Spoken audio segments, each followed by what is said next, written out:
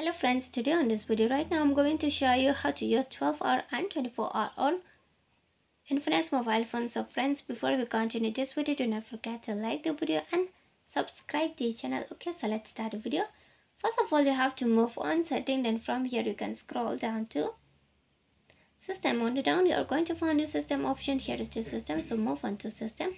After that, here again you have to move on to date and time. Then from here, at first you have to off this use local default. Okay, you just move off it. Okay, after that, here you are going to find the use 24-hour format. So if you want to use 24-hour format, you just on this icon, and here you will be see the 24 now 34 minutes. Okay, the time has been changed. So if you want to use now 12-hour format, you just off it, and now it has been 10:34. Okay, so you can use like that. So when it has been done, you just on this use local default. Okay, so friends, if you love the video, do not forget to like the video, share the video and subscribe the channel, and thanks for watching.